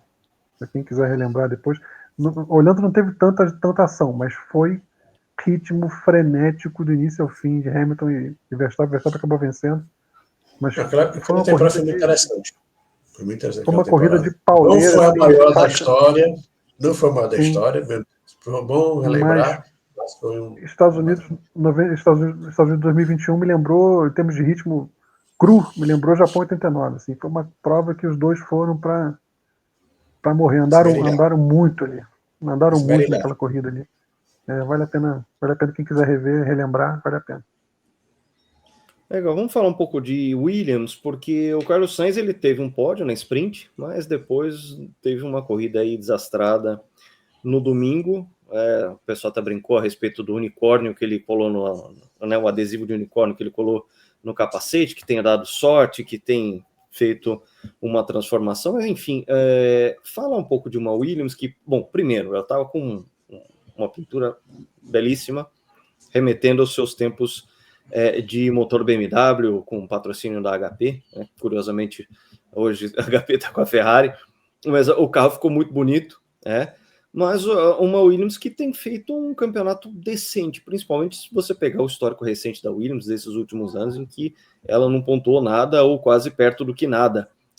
E um Carlos Sainz que começou a encontrar um caminho. Ele estava fazendo uma temporada muito abaixo do que se esperava ele e abaixo do próprio companheiro Alex Albon, que agora volta a ser um coadjuvante lá dentro da Williams. Eu acredito que seja uma oportunidade. Enquanto vocês falam, eu vou até caçar uma foto da Williams, porque ela estava muito bonita. O Albon que decepcionou um pouquinho nesse final de semana, ele ficou no Q1, ele teve uma volta deletada, ele ficou no Q1, e logo na primeira volta ele se envolveu num incidente até com o Bortoleto, culpa total do Albon, ele tentou uma manobra para lá de otimista, e o Sainz também tentou uma manobra para lá de otimista, completamente sem noção. A gente até brincou assim, né? Tudo que envolve o Lance Stroll, a gente leva meio que na galhofa. Então, o que o Stroll fez no sábado, aquela tentativa de ultrapassar em cima do Esteban Ocon, foi de um piloto que totalmente despreparado. Só que o Lance Stroll já está caminhando para sua 10ª temporada, 2026, se não me engano, essa é a 10ª temporada dele. É um piloto que não tem condição, né? E, de repente, o Carlos Sainz foi uma manobra bem parecida em cima do André Kimi Antonelli, e resultou no abandono do Carlos Sainz, que o esporte, a confiança do atleta faz muita diferença. Então, o Sainz vinha fazendo uma temporada abaixo, mas o pódio em Baku fez toda a diferença, e o Sainz vinha fazendo um baita final de semana em Austin, foi ao Q3 tanto no sprint como na corrida principal, chegou em terceiro, lógico, por causa de toda a confusão que teve na primeira curva na sprint, mas chegou em terceiro, chegou na frente das duas Ferraris, e estava no ritmo da Mercedes do Antonelli, tanto que ele estava, não era nem o Antonelli que estava ultrapassando, era o Sainz querendo ultrapassar a Mercedes, e ele fez toda aquela presepada. O unicórnio não funcionou muito bem, não deu muito certo, e o Sainz foi o único abandono do dia, foi punido, para minha visão, de forma bastante justa. Aquela ultrapassagem ali não tinha muita razão de ser. Foi esdrúxulo, né? E ele não tão esdrúxulo quanto o rádio que ele passou para a equipe também, de dizer que o Stroll fez a curva, né? Não, o Antonelli. Ele virou para fazer a curva. Antonelli. Perdão, desculpa. É verdade, confundi. Ele queria jogar a culpa do Antonelli ter feito a curva, ele queria o quê? Que o Antonelli passasse reto. Então, foi um rádio, uma manobra e um rádio esdrúxulos ali dele. Assim, o que acontece é que a gente tem, nesse ano, sobretudo, um achatamento muito grande, né, de desempenhos muito próximos. Você vê equipes separadas por poucos décimos de segundo, então você acaba tendo oscilação. Às vezes tem uma Haas que consegue pegar um Q3, a Racing Bulls com o Radjar tem feito, até com o Lawson também, Bilis com Q3, às vezes a Williams, às vezes como o Hülkenberg fez agora com a Sauber também, e vai para o Q3, classifica bem. Tem muita equipe muito próxima, então se você encaixa uma volta muito boa, se o carro se adapta bem às circunstâncias de temperatura, de vento, de traçado, às vezes você consegue subir desempenho. Eu concordo contigo que a Williams tem melhorado, e eu acho que seria muito interessante, porque assim, uma coisa bacana que a gente está vendo, já falei sobre isso antes, é que a McLaren é uma equipe cliente, né? E é muito legal ver uma equipe cliente disputando o título, uma equipe que pega o motor de uma outra equipe que fornece e tem equipe própria. Então, é muito bacana. E a Williams, ela tem muita história, né? Tanto que a McLaren agora acabou de ultrapassar ela com o número de títulos de construtores. A Williams tem muito peso, tem muita história, e seria muito bom ver a Williams de volta. A gente está conseguindo, a gente passou muito tempo falando de Fórmula 1 sem falar de Ferrari e de McLaren como postulante ao título. A gente está falando de Red Bull e de Mercedes, né? E você ter de novo os nomes Ferrari, McLaren brigando por título enriqueceu muito. E a Williams é uma equipe grande, né, em termos históricos. Há muito tempo ela vem andando atrás, mas é uma equipe que tem peso, tem história, tem sombra ali atrás. Então seria muito bom que ela conseguisse se reerguer. Acho que assim, o Albon, claro, um piloto sólido, um piloto bom, mas no meu entendimento um bom segundo piloto. A equipe precisava de um piloto que fosse... o Albon vai sempre entregar, ele vai sempre entregar pontos ali, tudo mais, sempre entregar bons desempenhos, mas não é o piloto que vai... A gente lembra de quando ele andou com o Max, né? Então não é um piloto como o Leclerc, por exemplo, que eu olho e vejo o campeão mundial ali. Vejo o talento de campeão mundial. Você procura na lista de campeões mundiais, eu acho que tem pilotos ali que tiveram menos talento que o Leclerc. Então, não estou dizendo que ele seja completo, que esteja pronto, mas é um piloto que tem... Você olha e você vê um piloto com potencial de campeão do mundo ali, né? Ele foi companheiro do Sainz, e você olhava para o Sainz e não via a mesma coisa, né? Não via, por mais que ele tenha andado muito bem no ano passado, você dificilmente vai sustentar que o Sainz foi mais piloto que o Leclerc, por exemplo. Então, eu acho que falta algum piloto ali e falta continuar mesmo o desempenho, começar a reerguer as finanças e tudo mais, porque seria muito legal ver o Williams. A gente cresceu, né, vendo o Williams andando bem, então tem muita história ali. Eu gostaria que eles voltassem, sim. É muito fácil subir e descer. Tomara que isso se prolongue. A McLaren, pouco tempo atrás, estava andando lá no fim do grid, né? Estava fechando o grid. Então, tomara que eles encontrem um caminho e sigam um caminho parecido com a McLaren para poder... Apesar de que tudo uma incógnita para o ano que vem muito grande, né? Uma incógnita muito grande. Tudo que a gente está vendo agora, o quanto vai ser passado com a gente pode voltar a 1966 aí, como o Lucas falou, um ano sem motor para várias equipes, né? Então, de repente alguém surge com um réplico aí e leva esse campeonato aí, porque pode ser um ano tipo 2009, uma coisa meio maluca, assim. Tô achando que no ano que vem vai ser uma coisa, tende a ser um ano meio, uma ruptura maior aí. Vamos ver. Vamos falar um pouquinho de Sauber. Nico Hülkenberg marcou pontos, né? Chegou na 8ª colocação durante a corrida. E o Gabriel Bortoleto, que não se encontrou no fim de semana inteiro e ainda teve uma péssima administração de tática. Fim de semana complicado para ele, e ao mesmo tempo que a Sauber garante uns pontinhos aí. Vou falar um pouquinho de Sauber antes da gente falar de Alpine. Vamos fechar com a Alpine a resenha de hoje.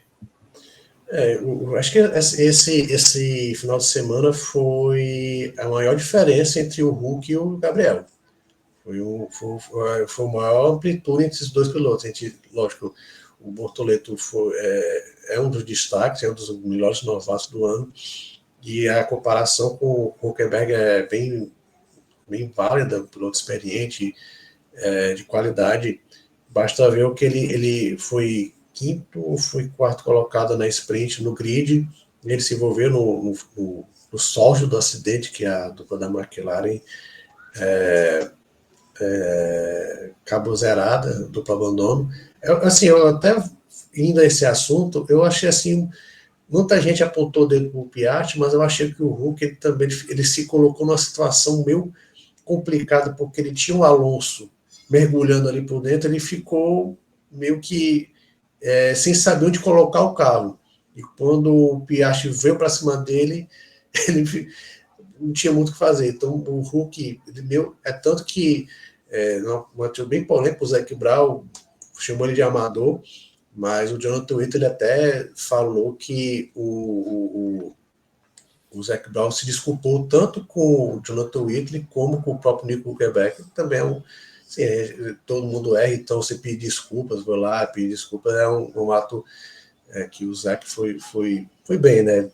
Podia ter mantido, querendo proteger seus frágeis pilotos, botar a culpa em um terceiro, ele foi lá e pediu desculpas ao Nico, mas o Nico entregou, foi bem ele não foi ao Q3 na corrida principal, mas foi uma boa largada, chegou em 8º, ultrapassou o Oliver Bäumer, que foi um dos destaques do final de semana com a Haas.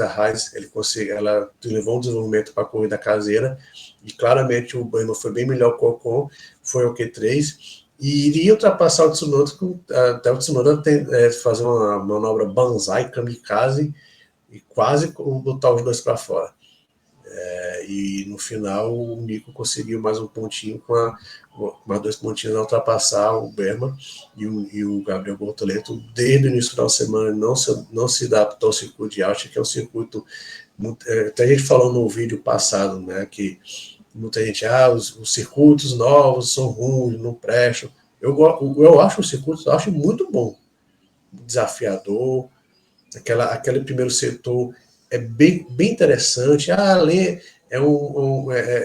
Estipou o circuito, aquela primeiro setor de Suzuka, com várias curvas rápidas, também um pouquinho as curvas rápidas ali daquela sequência de Silverstone, mas é uma parte interessante, é um circuito difícil, e o Gabriel sentiu muita dificuldade em achar o ritmo, e ele não se encontrou, só não ficou em último, porque ele ultrapassou o Gasly. A gente vai falar um pouquinho de Alpine aqui, mas realmente o que chamou a atenção foi que foi o final de semana, já no final da temporada, em que os dois pilotos da Sauber ficaram mais distantes. O Gabriel ficou claramente atrás do Nico Hülkenberg. A pista, acho que a chave está na pista, né? A pista do Texas, a pista do Circuito das Américas, ele tem personalidade, evidentemente tem. Você viu, o Hamilton sempre andou muito bem lá, e o Mark Marques também, mesma coisa. Os dois sempre foram muito dominadores lá. Então, eu sempre falo isso, quando você vê um piloto dominador numa pista, mesmo que ano após ano, mudando equipamento, mudando... era o caso do Laffite em Harama, por exemplo.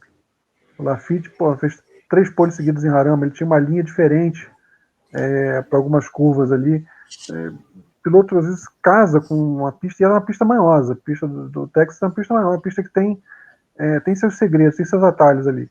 Marques esse ano, por acaso, acabou cometendo um erro e caindo lá, mas assim, ele sempre foi muito forte lá, muito forte. Então, eu acho que a experiência do Hülkenberg valeu muito nesse fim de semana.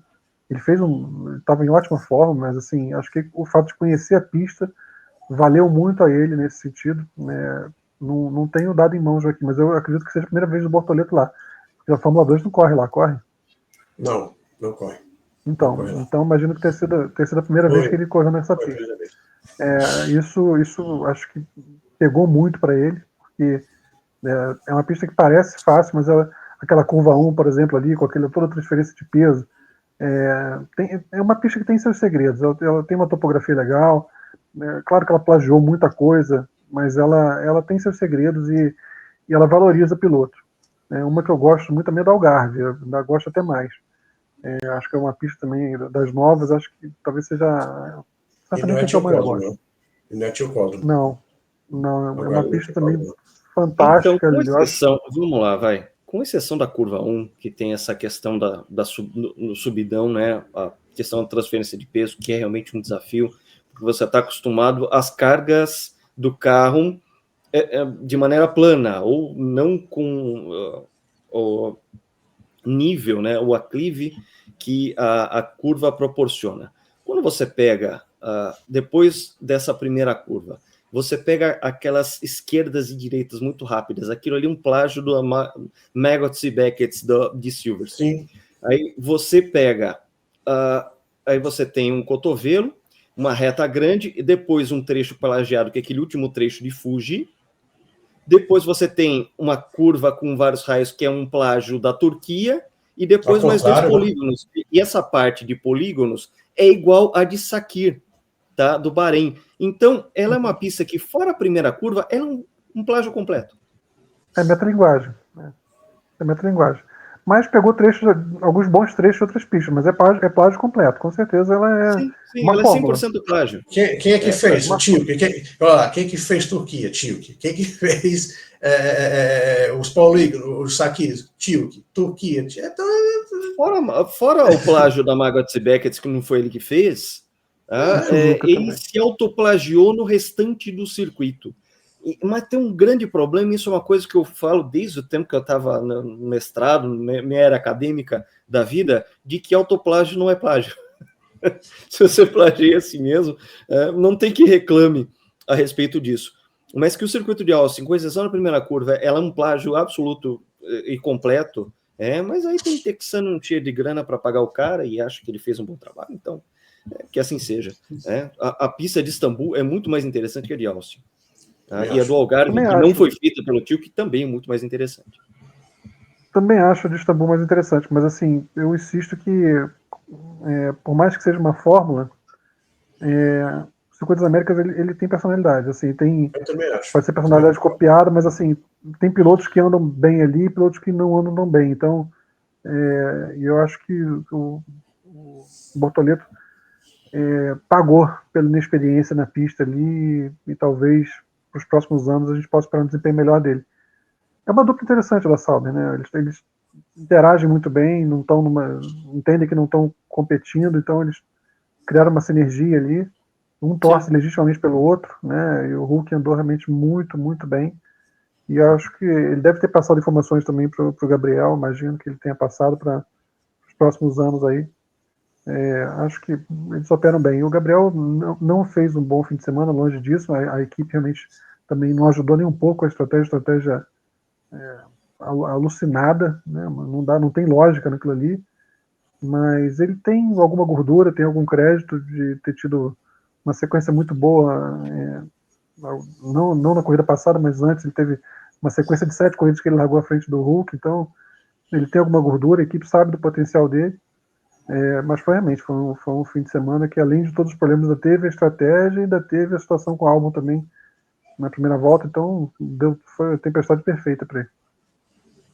Infelizmente. Vamos encerrar falando da Alpine. A Alpine que vem enfrentando aí um fundo do poço, né? E teve um lance um tanto interessante, que foi o voluntarismo, digamos assim, do Franco Colapinto, de mostrar combatividade e mostrar, né, colocar o seu talento à disposição de uma bela ultrapassagem, só que foi em cima do seu próprio companheiro de equipe, valendo a 17ª colocação, e sendo que tinham passado o rádio para ele que ele não fizesse isso. Vamos comentar um pouco desse momento. Pois é, vamos comentar um pouco desse momento da Alpine. Depois vou falar um pouco sobre o capacete do Franco Colapinto, falar um pouco de jornalismo, gênero jornalístico. Vamos falar do momento da Alpine por enquanto.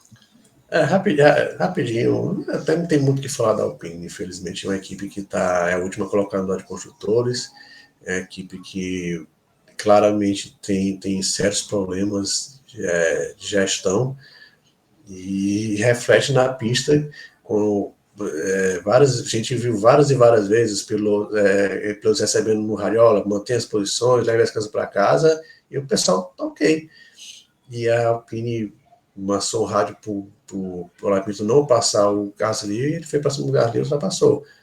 O Colapinto até rebateu essa ordem, dizendo, olha, se do jeito que estava ali hoje, a gente ia ser ultrapassado pelo Bortoleto, o Gasly estava muito mais lento.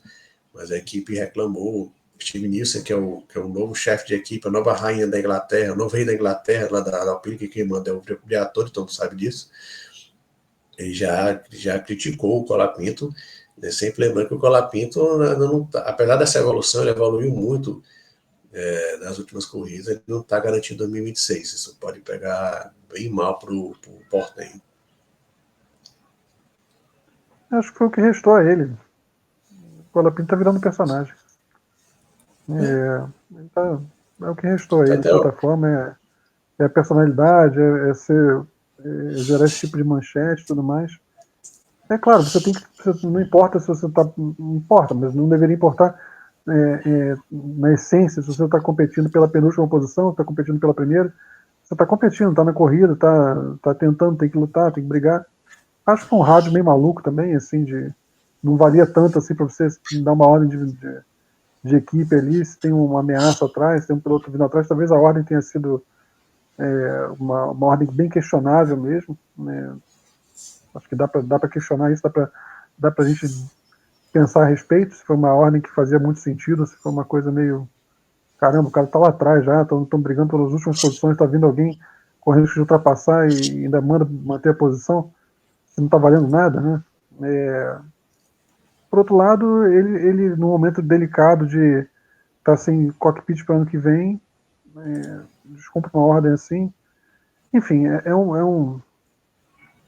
não tem muita coisa boa para você falar ali, não. Tá realmente tudo uma incógnita e o Colapinto, acho que ele virou esse personagem, virou não entregou na performance das primeiras, do primeiro par de corridas que ele apareceu na Fórmula 1, que gerou aquela situação de ser superestimado, e depois uma sequência muito grande de erros e de uma pressão enorme que o Briatore colocou em cima, também uma fritura.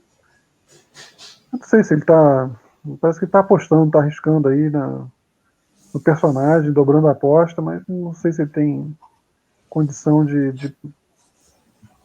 com resultados, pleitear a continuidade da Fórmula 1. É difícil, é uma situação, é triste de ver a equipe caindo para esse ponto, uma equipe que remonta aí a Renault, né, a Benetton, o Toleman, tem uma história ali, né, enfim, remonta tudo isso, e é triste ver, realmente é uma equipe que pode, nem sempre tem o pior desempenho do grid, mas está sendo a mais apagada, de certa forma, nesse ano, assim, uma equipe que tá apagada, tá opaca, né, e essa situação do Colapinto foi realmente curiosa, tanto pela ordem quanto pelo fato dele descumprir da forma como descumpriu. Realmente não tem muito o que dizer dali, fim de festa danado. Nos últimos 7 GPs, 1 ponto. Do Gasly, obviamente, porque o Colapinto continua zerado na pontuação. Mas eu queria falar do Franco Colapinto, queria encerrar o programa de hoje, porque é o seguinte, isso aí até vale uma contextualização. O GP Total não é um veículo de comunicação informativo. A gente não traz notícia aqui, a gente não fica apurando e trazendo notícias, a gente não vive do hard news. O GP Total é um ecossistema, hoje em dia é um ecossistema, nasceu como site, tem presença nas redes sociais e aqui o nosso canal. A gente faz análise e opinião, a gente faz interpretação, contextualização, traz pautas históricas. Então, o que a gente é um veículo a respeito de opinião e interpretação, a gente não é um veículo de informação. A gente não está aqui para dizer as novas, né, fazer um breaking news, etc. e tal. Então, dito isso, a gente é um veículo que se incomoda muito quando outros veículos dão informação incorreta ou errada, ou distorcida ou parcial, quando deveria dar uma informação total. O que eu estou falando? Eu estou falando da informação dada pela transmissão da Bandeirantes de que o Franco Colapinto estava com um capacete que seria homenagem ao Carlos Reutemann. Tá? De fato, o Colapinto homenageou o Carlos Reutemann em uma belíssima pintura de capacete quando ele estava na Williams lá no ano passado, aquelas poucas corridas que o Colapinto fez. Me lembro bem. Né? Até vou colocar aqui até separei o destaque, porque realmente e a gente consegue ver bem a diferença em que aqui à esquerda está o capacete que ele usou em Austin, à direita ali o capacete que realmente é a pintura do Carlos Reutemann, tem ali, claro, um pouco de estilização, uma licença poética, mas que era o capacete usado pelo Reutemann ali nos anos 70, principalmente num período em que ele usava também um destaquezinho nessa porção amarela do capacete, essa parte do meio, ele também usava a bandeira argentina. E a gente consegue ver nitidamente a diferença do capacete que o Franco Colapinto usou neste fim de semana. Então, claro que para a gente, não é que a gente está criticando a Bandeirantes nem nada, mas assim, a gente, enquanto um veículo de comunicação que interpreta as informações, interpreta os fatos, traz a história, e a gente preza muito pela questão da história do esporte motor. Todo mundo que é assinante aqui acompanha o canal, acompanha o site desde 2001, eu mesmo acompanho desde 2003, é uma trajetória muito longa em que o GP Total está no ar, e com toda essa preocupação de história, claro que a gente traz isso de uma maneira leve, mas sempre trazendo muito respeito a isso. A informação está errada, então a gente está trazendo aqui a informação correta. Tá? Assim que eu bati o olho e vi que, né, foi falado que era homenagem ao Reutemann, logo de cara eu falei assim, não é homenagem ao Reutemann, é uma outra homenagem, e nisso, claro, conta ponto para o Franco Colapinto o fato dele estar homenageando um outro grande momento do automobilismo da Argentina. Tá? O Reutemann foi um grande piloto nos anos 70, bateu na trave de ser um campeão mundial de automobilismo, né? A temporada de 1981, todo mundo sabe essa questão, mas ele homenageou um outro momento da história do esporte a motor argentino que também foi muito marcante para eles, que foi uma corrida que era às 84 horas de Nürburgring, não estou falando 24, estou falando 84 horas de Nürburgring, que era uma corrida que foi disputada de 1965 a 1971, que, sim, literalmente eram 3 dias e meio de corrida. Tá? Era chamada de Marathon de la Route, em que era disputado no velho Nürburgring, que ainda tinha Nordschleife e Südschleife, tinha a porção sul, que depois virou o circuito Grand Prix, que foi inaugurado em 84, aquele evento da Mercedes, que o Senna venceu, etc. e tal. E na edição de 1969, a empresa... Porque, assim, é interessante isso, porque o Brasil tem uma história muito bonita a respeito da industrialização automotiva. A Argentina também teve uma industrialização, ela teve uma história da sua criação da indústria automotiva, que ela também é muito rica, claro, não é conhecida aqui no Brasil porque não tem essa sinergia, não tem essa conexão. A gente foi ter uma conexão entre Brasil e Argentina quando você tem a mesma marca em 2 países e traz para cá a Ford Focus argentino, Ranger Argentina, a gente exporta a Volkswagen Gol para lá, esse tipo de situação. Mas eles tiveram nos anos 60 a chamada indústria Kaiser Argentina, que era a Kaiser americana, era uma das indústrias que depois virou a American Motor Corporation, a AMC, e eles produziam carros inteiros na Argentina. Na edição de 1969, essa empresa, a ICA, IKA, ela produziu o que eles chamaram de Missão Argentina. E eles fizeram uma coisa absolutamente incrível. Eles juntaram Romain Fangio como chefe de equipe e Orestes Berta como preparador dos carros para essa corrida em Nürburgring. E eles levaram lá 3 desses carros que eram os Ica Torino. Daí a foto deles, e a gente percebe o carro número 2 ali, e a gente já faz no mesmo momento a conexão com o capacete do Franco Colapinto. Ele acabou escolhendo o carro número 2, até porque é o carro que traz as cores da bandeira argentina. Tem o azul celeste, o branco, e também o amarelo, que é o medalhão central, o sol argentino, o sol da bandeira da Argentina. E esses carros, eles foram preparados pelo Orestes Berta. Eles pegaram todos os melhores pilotos de turismo na época da Argentina, que eram pilotos muito competentes e que não tinham chance na Europa. E vejam só, o carro número 3, ele foi o que mais fez voltas nessa corrida. Ele fez 334 voltas. Eles enfrentaram carros como Porsche 911, Lancia Fulvia, BMW 2002, o Triumph TR6, Renault R8, Alfa Romeo GT, tinha muito carro, Lotus Elan, tinha muitos carros muito competentes e totalmente consagrados dentro do automobilismo europeu. Foi uma missão argentina ali e eles andaram muito bem. Eles não venceram, mas eles convenceram. O que aconteceu? O carro número 13, ele fez 334 voltas, mas ele sofreu umas punições, que ele teve uma rachadura de escapamento e dentro do regulamento falava a respeito de limite de barulho que o carro poderia fazer. Tá? Aí o regulamento, não vou nem discutir a questão do regulamento.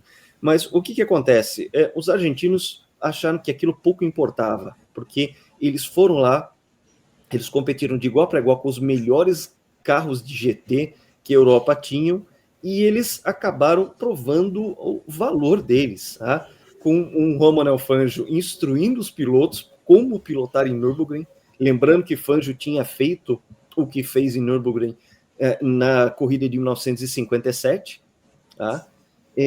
Imagina você ter, como se fosse um Dream Team argentino, você reúne todos os melhores pilotos de turismo que você tem, com o mestre sendo o professor de todos e o melhor preparador da história de motores argentinos, que foi o Orestes Berta, como o grande mentor desse carro, aí, esse preparador desse carro, que tinha um motor 6 em linha, muito potente, tá? Era um motor 3.8, 250 cavalos, mais de 230 km por hora de velocidade final, ele era realmente um carro muito forte para lutar contra todos esses carros consagrados, né? E o Franco Colapinto fez essa pintura alusiva a um dos carros, esses Torinos, que foram para Nürburgring em 1969 e andaram muito bem, andaram de igual para igual com o automobilismo europeu. Lembrando que o Orestes Berta ele bateu na trave de ser um construtor também de Fórmula 1. Ele chegou a projetar um carro de Fórmula 1 para estrear em 1975, a mesma época do projeto Copersucar-Fittipaldi. Ele tinha projetado um V8 3.0 próprio, mas que não era páreo para os motores de FV. Né? O Wilsinho Fittipaldi, que tinha uma relação muito próxima ao Orestes Berta, respeitava muito o automobilismo argentino, tinha uma relação também muito próxima ao próprio Carlos Reutemann. Ele chegou a oferecer um motor da FV para que o Berta testasse no chassi de Fórmula 1 que ele estava fazendo, mas com aquela condição, falei assim, olha, você me devolve revisado. E aí o Berta, ele achou que era uma proposta que ele, de repente, não poderia honrar, e ele gentilmente declinou essa mão que o Wilsinho Fittipaldi estendeu para que os argentinos também pudessem ser construtores de Fórmula 1. Então, esse foi um momento mágico do automobilismo argentino, tá? Que teve tantas glórias com Fangio, teve no Reutemann um piloto altamente expressivo aí da década de 70 para a virada dos anos 80. O próprio Carlos Reutemann venceu em Nürburgring em 75 também. Tá? Então a gente traz toda essa história para dizer o quê? A informação que a Band deu, infelizmente, ela era equivocada.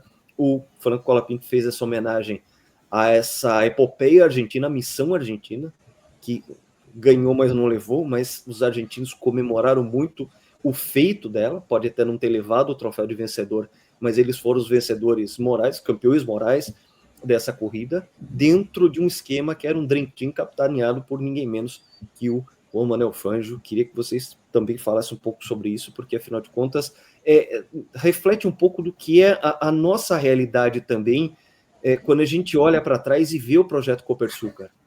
O que foi ter uma equipe brasileira com Fórmula 1 construído por brasileiros em território brasileiro, posteriormente na Inglaterra, mas que teve esse momento e que, sim, o Colapinto é mais essa figura do que um piloto, né? Essa questão dele ser um cara de atitude, mas de pouco desempenho, mas que ele já fez uma homenagem ao Carlos Reutemann, que foi muito legal, e agora ele faz essa homenagem também a uma outra epopeia argentina que aqui no Brasil pouco se conhece, mas que lá na Argentina até hoje isso ressoa, isso é lembrado, e isso é trazido de novo pelo Franco Colapinto. Claro que nisso eu só tenho a aplaudir o cara.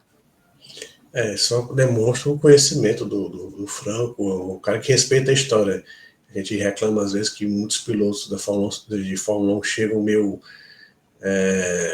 bitolados, só conhece, sei lá, de 5 anos para trás, não se preocupam em conhecer a história. Isso eu gosto muito de destacar o Sebastian Vettel. Você vê que o Vettel ele conhecia a história da Fórmula 1 a fundo, né? Por exemplo, o Hamilton só fala do Senna.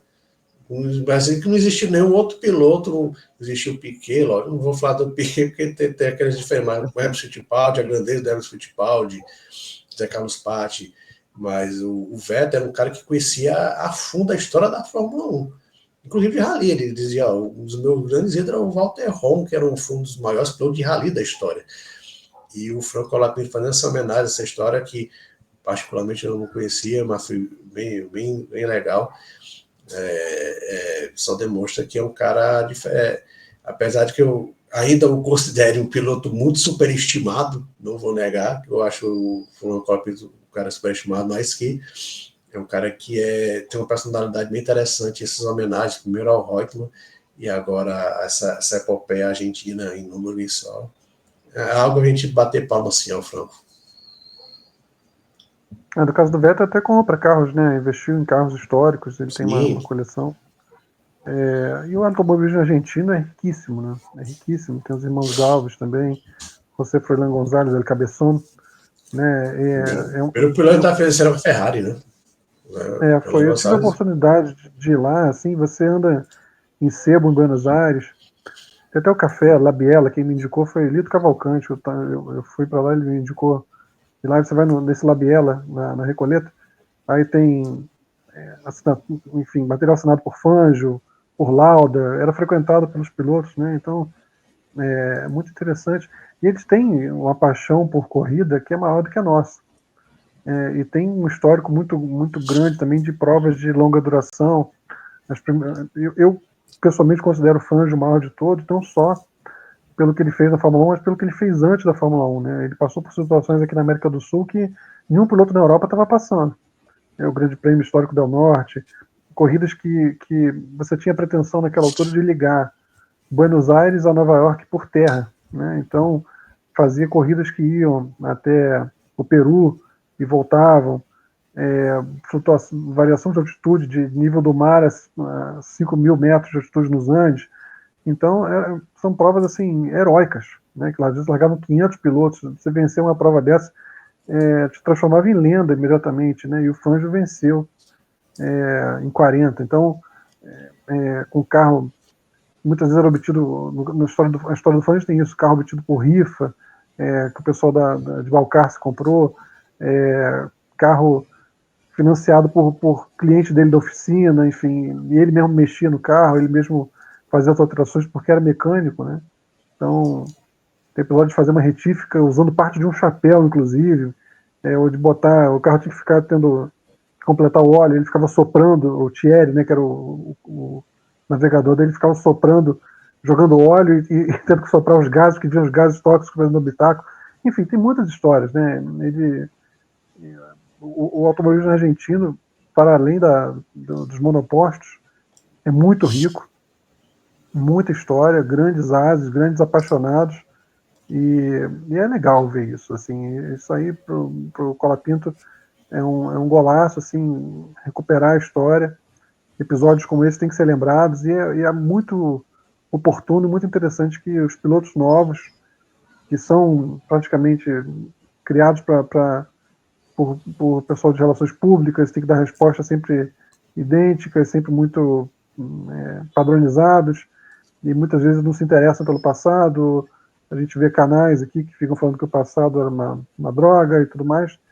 É interessante, eu acho muito oportuno você ter respeito pela história, pelo passado, saber onde você está, saber que quando você está, existe uma coisa como uma sucessão apostólica, né?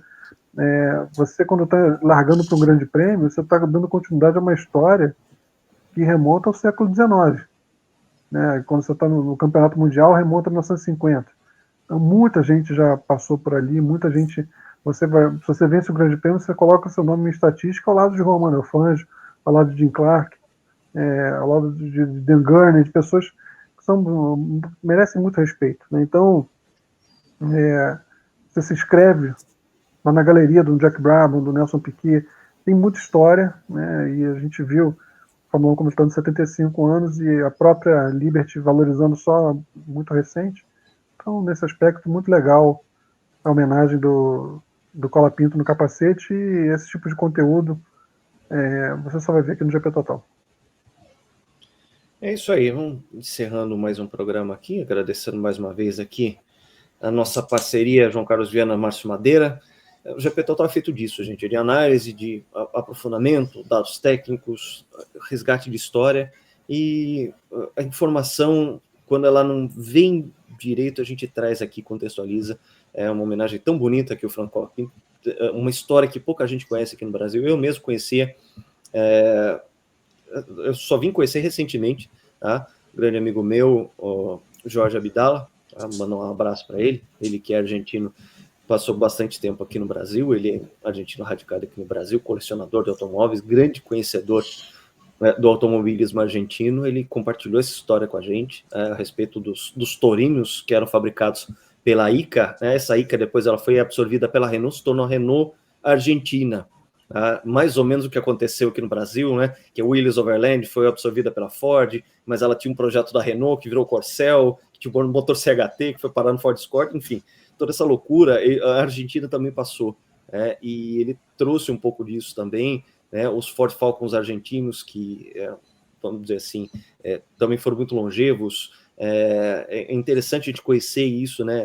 Só tem a somar, conhecimento não ocupa espaço, é uma coisa que a gente sempre tem essa preocupação, e claro, essa preocupação, essa pegada de história e de reverência e de trazer história para quem gosta, porque afinal de contas, né, foi o que o Márcio falou, se olha para trás, são 75 anos só do Mundial, né? Então, claro que sempre vai ter coisas interessantes, relevantes, coisas que a gente pode puxar, fazer essa ponte entre passado e presente, projetar o futuro, né? Quantas vezes a gente não recorre a coisas que já aconteceram na história do esporte para que a gente possa explicar a atualidade, a gente encontrar similaridades e dentro dessa similaridade encontrar quais são as diferenças pontuais. Isso é ter senso analítico, que é o que falta muito no jornalismo hoje em dia, principalmente no jornalismo especializado, tá? Em que o que vale é o clickbait, o que vale é falar mal para que ganhe views, fazer caras e bocas em canais que já estão monetizados e que já têm uma audiência cativa, e isso acaba sendo uma coisa distorsiva, uma coisa lamentável que a gente realmente quer evitar dentro do nosso trabalho, em que sim, a gente produz um conteúdo especializado, a gente produz um conteúdo técnico, mas a gente produz um conteúdo que a gente sabe que vai chegar em quem realmente gosta do esporte a motor, e é disso que o GP Total é feito. Então, a gente, claro, sempre reforça para que você deixe o like se você gosta desse conteúdo, assine as notificações. Enquanto a gente está fazendo esse programa, a gente está muito perto de virar os 1000 assinantes do canal. E a gente fica, claro, muito contente de chegar a esse número, um número que vem crescendo a cada dia, num trabalho de formiguinha, e um trabalho em que a gente leva, claro, sempre de uma maneira descontraída, mas com muita seriedade e muito respeito à história da Fórmula 1, porque esse é o GP Total. Um grande abraço a todos e até a próxima.